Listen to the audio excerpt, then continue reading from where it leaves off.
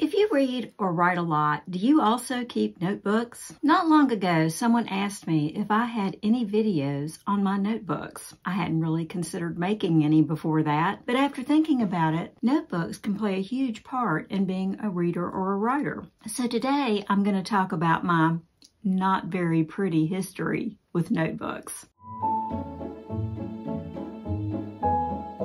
Hi there, I'm Linda Maxey, also known as Library Lynn. For as long as I can remember, I've loved books.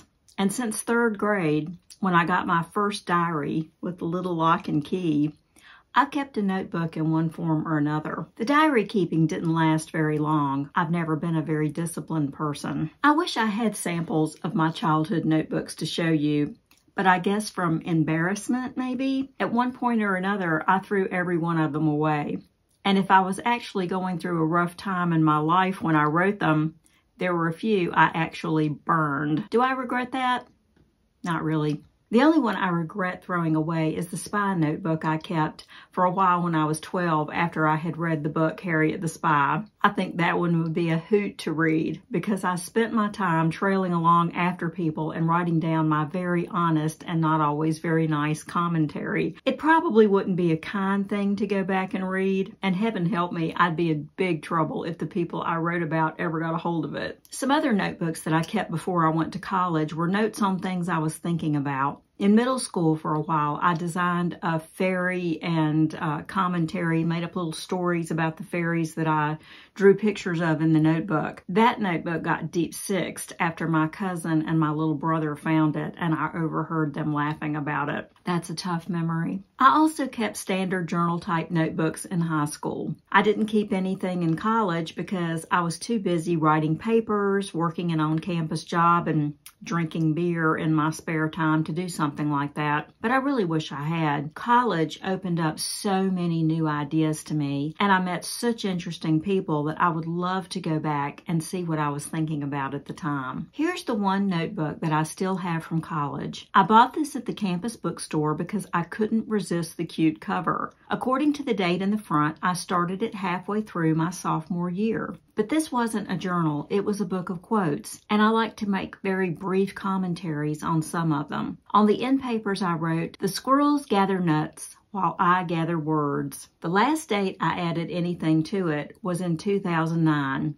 So off and on, mostly off for well over 20 years, I wrote down quotes that I got from books, magazines, movies, TV shows, and people I knew that I thought were clever or profound. The first was by Walt Whitman, part of Song of Myself, and the last was from the Bible, John chapter 14, verse 27. Here's one quote from Ursula Le Guin taken down in February 1993. "It is good to have an end to journey towards, but it is the journey that matters in the end." I've experimented with other kinds of journals through the years. Here's an idea book I started in 2019. This started out as ideas I jotted down as they came to me, but after about a year, it changed into jotted notes on stuff I was reading and classes I was taking, but I love the cover. Here are the ideas I wrote down on January 25th, 2019. Number 1, use a pen name. Number 2, go ahead and buy up Linda.Maxey, Linda Maxey, Lynn Maxey, and Lynn.Maxey.com, and so on. Number 3, buy renewthebook.com, etc. Number 4, do a search in my genre to see what is popular. Number 5, use gesso and stencils to make lacy prints. Number 6, look into spray mists. Number 7, forgiveness comes first. Number 8, family comes second. Number 9, the truth will out. And number 10, love the one you're with. The last thing I wrote in this book was notes from the Federalist Papers. At the time, I was reading and listening to discussions about it through a program from Virginia Tech. Here's a journal of things to do that I started before beginning my bullet journal. I've always had a terrible time keeping track of my ideas and the things I need to accomplish. I've tried untold numbers of planners that just didn't work for me because I didn't have the discipline to keep up with them. They always seemed to take too much time. This notebook, like the other projects that I started, quickly turned from a list of things to do into notes on books I've read, classes I've taken, and YouTube videos I've watched. And here's a pretty little journal I bought at Marshall's. I intended it to be sort of a spiritual journal, but it turned into a bunch of recipes I copied down from somewhere. And then I moved on to taking notes on books I was reading, like How to Take Smart Notes by Sonke Ahrens. If all of this seems messy and unpredictable, it is. It's all a disorganized mess. Part of the problem is that I'm conflicted. I really admire people who can draw and doodle and just make things look nice. But unfortunately, I'm not one of those people. When I try, the results can be laughable. I've never been good at controlling my hand movements, for one thing. And another problem is that while I try, I'm not good at making myself follow directions. Not even my own. As a librarian, this does drive me nuts because I like to have things organized and accessible. I've been working on it and have come up with 4 types of notebooks that I now more or less keep in tandem with pretty good results. So I'm gonna spend the rest of this video talking about that. It took me decades of trial and error to come up with this loose system that I now use. First, for the past 10 years or so, I've kept a daily journal. I write 1 full notebook page in every morning. And in these journals, I write about what I accomplished the day before, what I hope to accomplish in the day ahead, what's going on in the world, what I'm reading, and what I'm thinking about. I'm very loose about that, but it's just kind of a journal about what I'm up to day to day. I go back every morning and read the entry from 4 years ago and the entry from 1 year ago. Don't ask me why 4 years ago. I have no idea. I just started doing that and I'm still doing it. I discovered, though, through doing this, that my life moves very much in cycles. I find myself subconsciously gravitating toward things at certain times of the year. For example, with absolutely no planning on my part, I very frequently cook the same thing for dinner that I cooked exactly 4 years ago on the same date. It's very strange, but it's an interesting thing to know. Next, I keep a simple bullet journal. I try to be fancy with this sort of thing, like you saw my idea notebook. And I've also spent a fortune on planners and doing things like coloring in glasses of water to mark how much stuff I drink and stuff like that. It doesn't work for me. I don't have the patience for that level of control over my daily habits. Here are the bullet journals I've kept so far. I'll provide a link to the type that I use in the comments below. I do get the kinds with dots, not lines, because I can write on those any way I like. Lines make me feel too constricted, but without the dots, I tend to devolve into a complete sloppy mess with my pages. I keep a running index at the beginning. I have monthly logs of things to do after that, and then I get into the monthly and daily plans.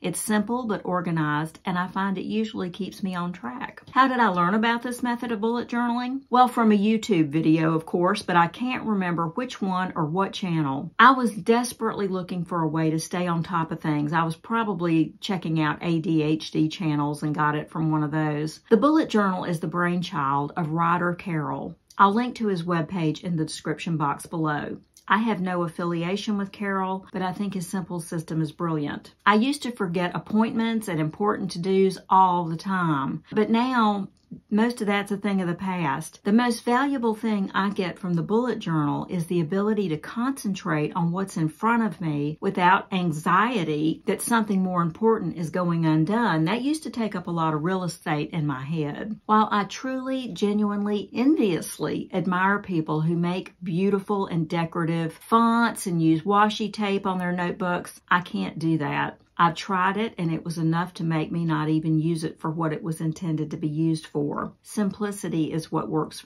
best for me, even if it's not pretty. The third type of journal that I keep are spiritual musings and thoughts in notebooks that I keep next to the spiritual books that I read every morning. I don't write in these every day, but they're handy if I need to make note of something that I've been mulling over. These books aren't meant to be pretty either, and they're meant for me alone to read. And finally, I have a notebook for the fiction book I'm writing and for the other books I plan to write in the series. I also have a notebook for notes on short stories that I want to write and use to get people to sign up for my email list. I'm writing the first story now, and it's called The Daisy Chain. It's a short prequel to the novel I'm working on. But these notebooks are filled with character sketches, background research I've done, setting notes, beats, and things of that sort. And I consult them every time I start working on something. Could I do all this digitally? Of course I could. But I find for me, writing things down helps me think better. It's also easier for me to sketch things out. And for some reason, it's easier for me to access. I kind of know where things are in a book. Sometimes it's hard for me to comprehend where I've placed them in a computer for some reason. Like I mentioned before, I've experimented over the years with trying to tape things into the notebooks and draw pictures and try to make things pretty, but I'm just not good at that. So now I just write. My only requirement is a nice notebook. I do like for my notebooks to be pretty, and I like for them to be sturdy and easy to access. And I also like a good pen or marker to write with. I enjoy using colors, as you've seen, but one thing I can't stand is for pens to skip or to jerk and not be smooth to use and skip spaces. And that's why I've enjoyed this pen that Bastian sent me. They have all sorts of beautiful pens, but I really like this red one. The color is beautiful, and I really like the way the pen writes and feels in my hand. It has weight, and even better, it comes in several bright colors, and the ink cartridge can be replaced. If you'd like to check out the Bastian pens, the link is below. If you use the code Linda20 at checkout, you'll get a 20% discount on the order. I'll get a small commission from your order at no cost to you, which I would appreciate. So that's it for today. Do you keep notebooks? I'm curious, and I'd really like to know. Do you keep a commonplace book? That's something that I've often thought about doing, and some of my books tend to devolve into commonplace books without me meaning to. If you do, how do you organize your commonplace book? How do you keep your notebooks? Do you keep your old ones or do you throw them away? Please leave your thoughts on the place of notebooks in your life in the comments below. And until next time, happy reading.